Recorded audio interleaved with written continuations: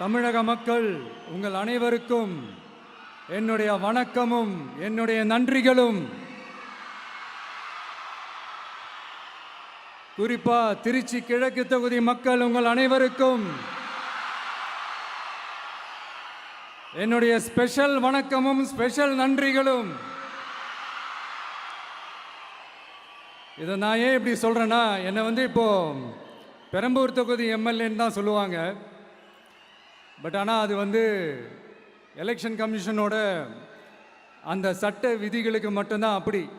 ஆனால் என்னை பொறுத்த வரைக்கும், தமிழ்நாட்டை பொறுத்த வரைக்கும், தமிழ்நாட்டுக்கு எப்படி திருச்சி ஒரு இதயம் மாறியோ, அந்த மாதிரி என்னோட இதயத்துக்கு திருச்சி கிழக்கு தொகுதி மக்களும் ரொம்ப ரொம்ப ரொம்ப க்ளோஸ் தான். அதுல எந்த மாற்றமும் கிடையாது. சரிங்களா?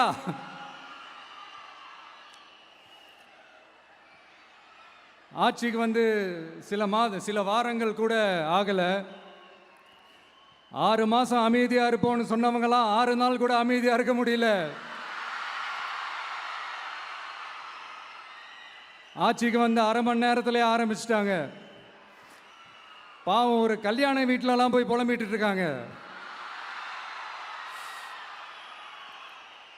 நான் சொன்னதெல்லாம் நடக்குதா? 1 by 1 எல்லா புலம்பல்ஸும். அது மாதிரி இத்தனை வருஷமா மாத்தி மாத்தி உங்களை ஏமாத்திக்கிட்டு இருந்த இந்த 2 பேரையும் வேண்டாம்னு சொல்லி ஒதுக்கிட்டு உங்களுக்காக உண்மையா உழைக்க வந்த உங்க விஜய, உங்க அண்ணனை, உங்க தம்பிய முதல் அமைச்சரா இல்ல முதல் சேவகனா ஆக்கியிருக்கிறீங்க. தலை வணங்கி ஒட்டுமொத்த தமிழக மக்களுக்கும் இந்த நேரத்தில் என்னுடைய நன்றியை தெரிவிச்சுக்கிறேன்.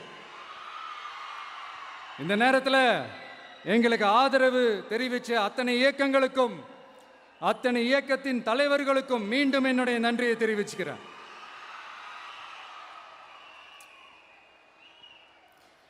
புரட்சி தலைவர் எம்ஜிஆர் அவர்களுடைய முதல் தேர்தலில் கூட இந்த அளவுக்கு ஒரு ஓட் பர்சன்டேஜ் வாங்கலை அப்படின்ட்டு நிறைய பேர் சொன்னாங்க. ஆனால் நீங்கள் டிவி கேட்க அவ்வளோ நீங்கள் ஆதரிச்சிருக்கிறீங்க. நான் எம்ஜிஆர் அவர்களோடலாம் நான் கம்பேர் பண்ணல. எம்ஜிஆர் தான். ஆனால் நாம பெரியார், அண்ணா, எம்ஜிஆர் அவர்கள் வழியில் ஒரு அன்பா உழைக்க வந்த உங்க விஜய், அவ்வளவுதான். 1977 நீங்க போடாத ஓட்டை 2026 நீங்க போட்டிருக்கிறீங்க. என்ன ஒண்ணு, இன்னும் கொஞ்சம் அதிகமா ஆதரிச்சிருந்தீங்கன்னா கொஞ்சம் நல்லா இருந்திருக்கும். பட் பரவாயில்ல, ஃபியூச்சரில் வரப்போற எல்லா தேர்தலையும் உங்களுடைய முழு சப்போர்ட்டை என்னால் வாங்க முடியுன்ற அந்த ஒரு நம்பிக்கை இப்போ என் மனசுல ரொம்ப ஆழமா பதிஞ்சிருக்கு. ஏன்னா நீங்க அமைச்சு கொடுத்திருக்கிற இந்த ஆட்சியில எல்லா நன்மைகளையும் நீங்க கண்கூடா பார்க்க தான் போறீங்க அப்படின்ற அந்த கான்ஃபிடன்ஸும் இப்போ என் மனசுல ரொம்ப ஆழமா பதிஞ்சிருக்கு. யார் எந்த நிலைமைக்கு எந்த பொசிஷன்ல போனாலும் இந்த கிண்டலும் கேலியுமா பேசுறது இருக்கதானே செய்யும். நம்மளை பத்தி, நம்ம அரசியலை பத்தி, நம்ம பேச்சை பத்தி இந்த கிண்டலும் கேலியுமா பேசிட்டு தானே இருப்பாங்க. அவங்க எல்லாருக்குமே என் சைட்ல இருந்து ஒரே ஒரு ரிக்வெஸ்ட், தயவு செஞ்சு நிப்பாட்டிடாதீங்க. தயவு செஞ்சு கண்டினியூ பண்ணுங்க. நீங்க தான் என்னோட எனர்ஜி ஃபோர்ஸ். நீங்க பேசிக்கிட்டே இருங்க. நான் மக்களுக்கு தேவையான நல்லதை செஞ்சுக்கிட்டே இருப்பேன். அடுத்து இப்போ நம்ம புதுசாக அந்த சூட்லாம் போட்டு வரோம்ல, அதை பற்றி கூட நிறைய பேர், ஏன் நாமெல்லாம் கோட் சூட்லாம் போடக்கூடாதா? அதிகாரம் செய்கிறவங்களும் ஆதிக்க சக்திகளும் மட்டும்தான் கோட் சூட்லாம் போடணுமா என்ன? அப்பெல்லாம் எதுவுமே கிடையாது. நான் என்ன கலராவா போட்டு வரேன்? 2 கலர், நம்ம எல்லாரும் மனசு மாதிரியே பிளாக் அண்ட் ஒயிட்.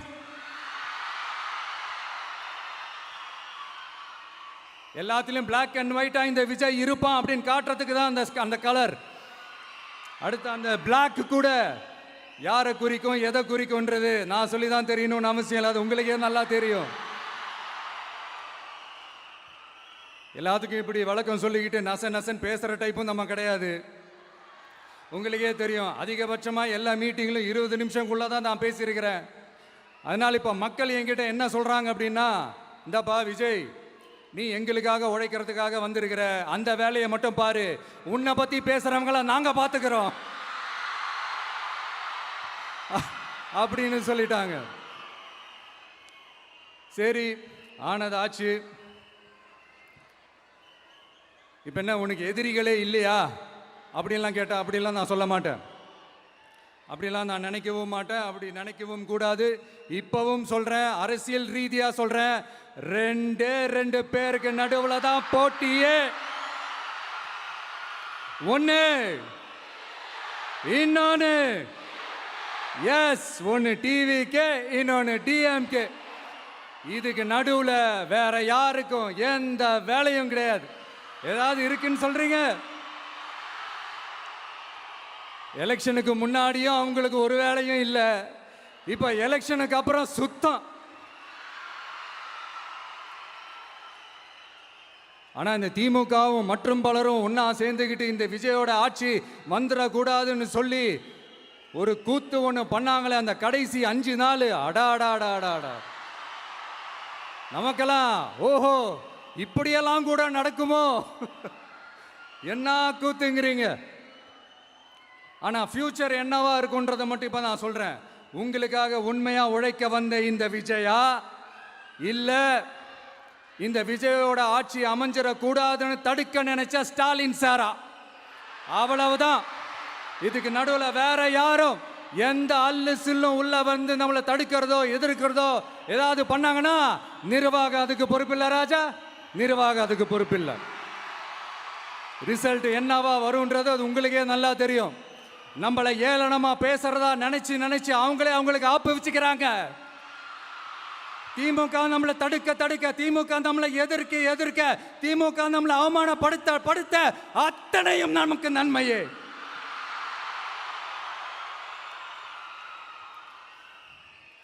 ஒன்று கவனிச்சிங்களா மக்களே, நம்ம ஆட்சிக்கு வந்ததுக்கு அப்புறம் ஒரு விஷயம் ஒன்று நடந்துகிட்டு இருக்கு. இது இந்த ஜென்சி தலைமுறையை அட்ராக்ட் பண்ணுறதுக்காக இங்கிலீஷ் தமிழ் கலந்த அறிக்கை, அது சொல்ல வந்து நினைச்சிங்களா? அந்த காமெடியெல்லாம் கிடையாது. அடுத்து இந்த ரியாலிட்டியை மறந்துட்டு இந்த ரீல்ஸ் போடுறது, அது சொல்ல வந்தீங்களா? அந்த காமெடியும் கிடையாது. இது சீரியஸாக ஒரு விஷயம் நடந்துக்கிட்டு இருக்கு. முன்னெல்லாம் சட்டசபையில் யார் பேசுனா நமக்கு என்ன, யார் அடிச்சுக்கிட்டா நமக்கு என்னன்னு இருந்த கூட்டம்லாம் இப்போ சட்டசபையில் என்ன நடக்குது, என்ன பேசிக்கிறாங்கன்றது ரொம்ப உன்னிப்பாக கவனிக்கிறாங்க. கவனிச்சிங்களா?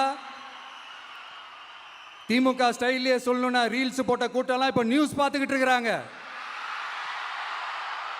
அதில் நமக்கு சந்தோஷம்தான், பெருமை தான். நம்மளுடைய யங்ஸ்டர்ஸ், நம்ம பெண்கள் எல்லாம் அந்த அரசியல் என்னன்னு தெரிஞ்சுக்கணும், அந்த அரசியல் என்னன்னு புரிஞ்சுக்கணும்னு அப்படி ஒரு விழிப்புணர்வு ஏற்பட்டிருக்கு. அதில் எங்களுக்கு சந்தோஷம்தான். இதெல்லாம் யாரால நடந்திருக்கின்றது நான் சொல்லி தான் உங்களுக்கு தெரியணும்னு அவசியம் இல்லை, அது உங்களுக்கே நல்லா தெரியும். இப்படிப்பட்ட நம்ம தெய்வங்களை, இப்படிப்பட்ட நம்ம மக்களை தற்குறின்றது இன்னமும் சொல்லிக்கிட்டு இருக்கிறாங்க. நான் காஞ்சிபுரத்தில் சொன்னதை தான் இங்கே நான் திரும்பவும் ரிப்பீட் பண்ணுறேன். நீங்கள் தற்குறின்னு சொன்னீங்களே, அவங்க தான் உங்களோட அரசியல் வாழ்க்கையே ஒரு கேள்விக்குறி ஆக்கியிருக்கிறாங்க. கேள்விக்குறி ஆக்கிட்டாங்க, இன்னமும் ஆக்க போறாங்க. அன்னைக்கு நான் சொன்னப்போ சிரிச்சவங்களாம் இன்னைக்கு என்ன பண்ண போறாங்களோ. உண்மையை சொன்னாதான் அந்த கூட்டத்துக்கு கசக்குமே. உண்மையிலே நீங்க மக்கள் மனசை புரிஞ்சு வச்சிருந்தீங்கன்னா நீங்க இப்படி மக்களை தப்பாவே பேசியிருக்க மாட்டீங்க. அது என்ன, அப்புறம் அரசியல் புரிதல் இல்லாம மக்கள் நமக்கு ஓட்டு போட்டுட்டாங்களாம். இந்த கவர்ச்சியில மயங்கி மக்கள் நமக்கு ஓட்டு போட்டுட்டாங்களா? நான் என்ன, சரி விடுங்க.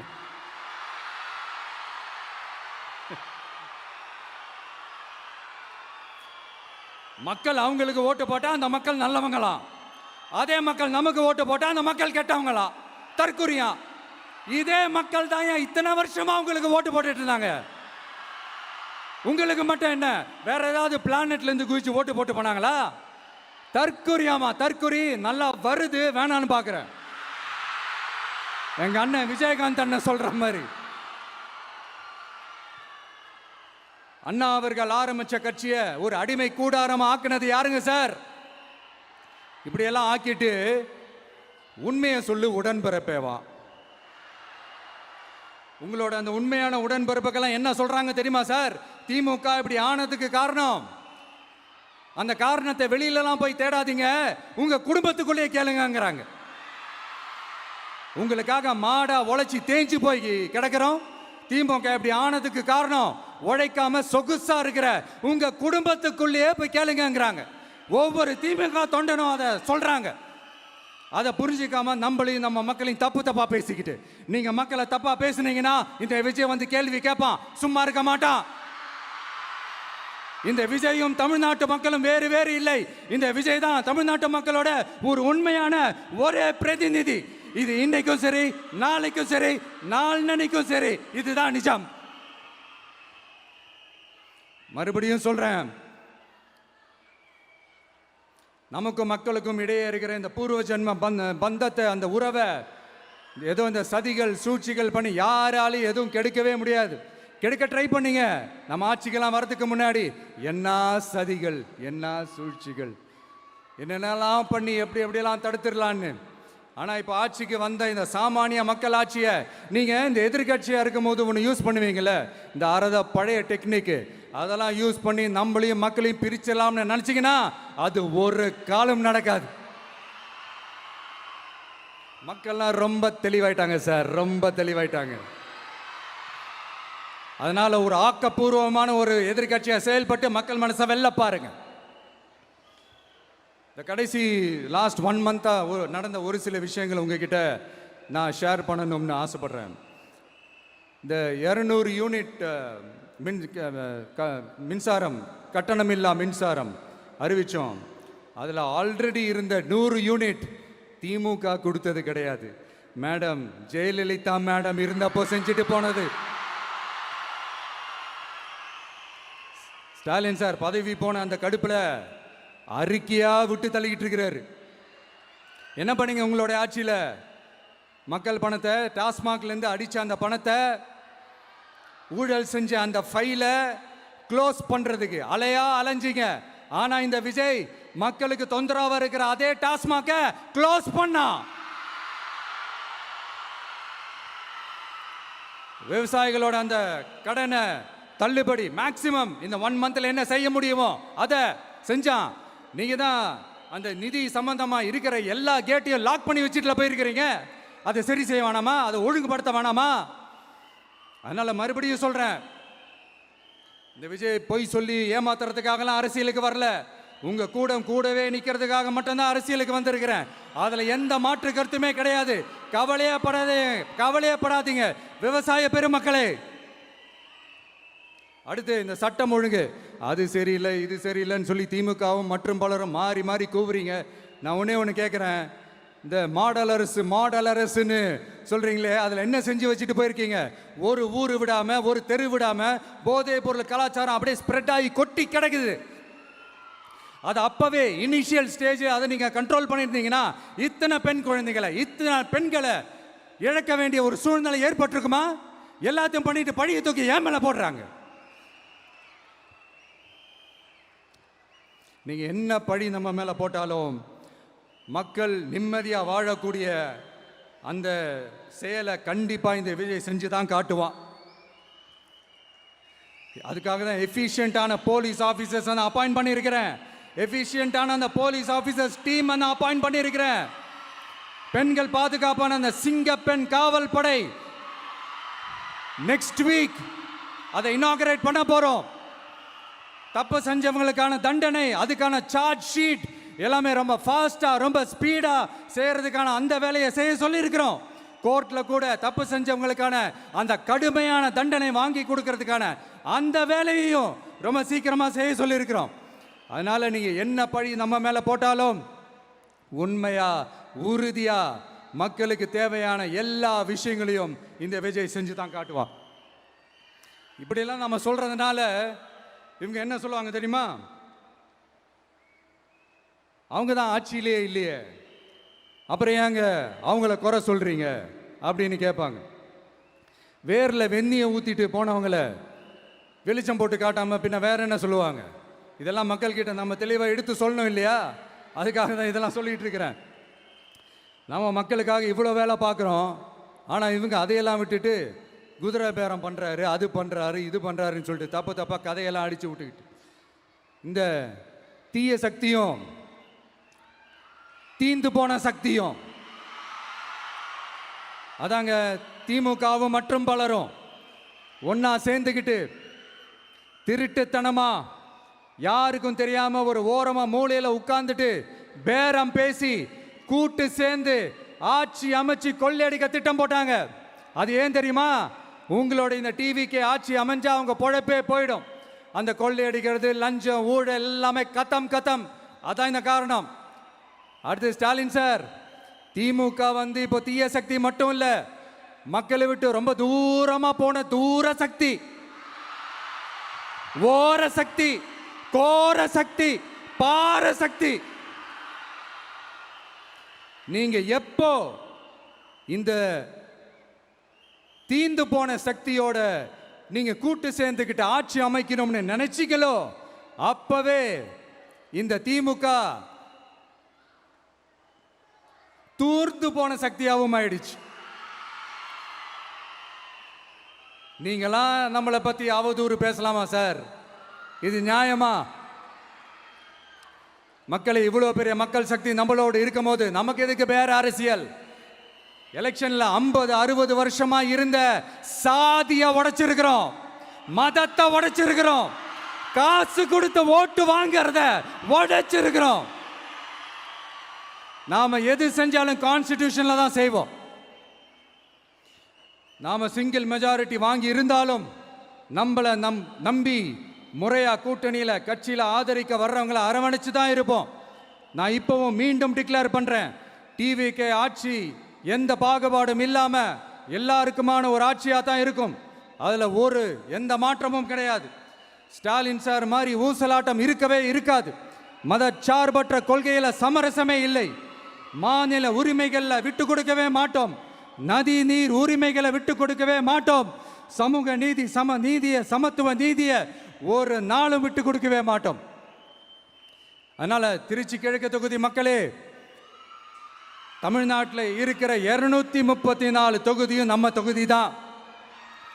அதுல எந்த கட்சி ஜெயிச்சிருந்தாலும் அது நம்ம தொகுதி தான். பெரம்பூரா இருக்கட்டும், திருச்சி கிழக்கா இருக்கட்டும், எனக்கு 2 கண்கள் மாதிரி. அதுலயும் திருச்சி கிழக்கு என் செல்ல புள்ள மாதிரி. அதனால வரப்போற இடைத்தேர்தல்ல உங்க வீட்டில் இருக்கிற ஒருத்தரை உங்கள ஒருத்தரை தான் வேட்பாளரா நிக்க வைக்க போறோம். நீங்க எப்படி இந்த விஜய்க்கு ஆதரவு கொடுத்து ஓட்டு போட்டு ஜெயிக்க வச்சீங்களோ, அதே மாதிரி வரப்போற இடைத்தேர்தல்ல உங்களுடைய அந்த வேட்பாளரையும் ஜெயிக்க வைப்பீங்கன்ற அந்த ஒரு நம்பிக்கை நான் முழுமையாக தான் நம்புறேன். உங்களுக்காக உழைக்க வந்திருக்கிறேன். உங்களுக்காக எல்லா விஷயத்தையும் நான் பார்த்து செய்வேன். ஊழல் இல்லாத, லஞ்சம் இல்லாத ஒரு ஆட்சியை நான் கொடுப்பேன். I understand. ஒரே நாள் அது நடக்காததான், மேஜிக் இல்லை. பட் ஒரு நாள் அதை நான் நடக்க வைப்பேன். எனக்கு இப்ப வேற எந்த வேலையும் இல்லை உங்களுக்காக உழைக்கிறத தவிர. என் கடன் இனி என் மக்களுக்கு பணி செய்து கிடைப்பதே. மீண்டும் என்னை ஜெயிக்க வச்ச தமிழக மக்களுக்கும் திருச்சி கிழக்கு தொகுதி மக்களுக்கும் மீண்டும் என்னுடைய நன்றியை தெரிவிச்சுக்கிட்டு கான்பிடண்டா இருங்க, நல்லதே நடக்கும், வெற்றி நிச்சயம். மீண்டும் சந்திக்கும் வரை நன்றி, வணக்கம்.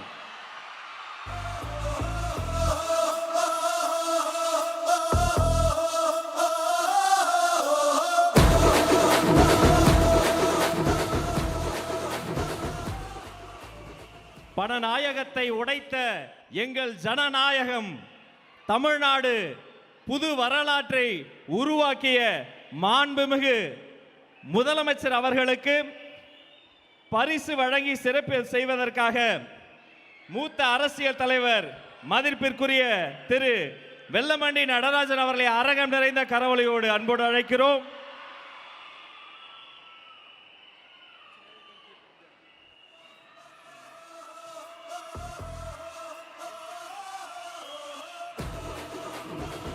அவரோடு சேர்த்து